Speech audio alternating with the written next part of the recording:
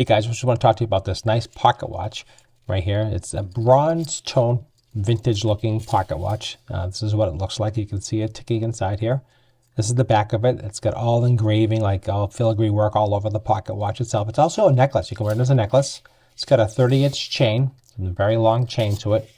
It's designed to be worn around the neck if you wish. To open it up, just press the button. It opens up to reveal the time, as you can see it working. A very, very nice pocket watch.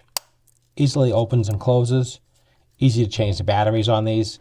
Just really well made. You can see how it looks in my hand. It's a good size pocket watch.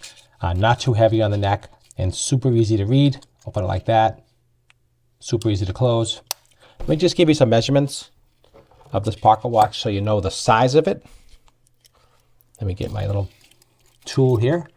So this is approximately going across about 47 millimeters.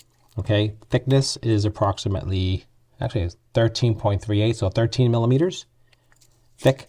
And total length of this, including the top part, is 65 millimeters. And that is the size of the pocket watch. Spring loaded right here, so you can see that. So when you hit the button, it pops open just like you see.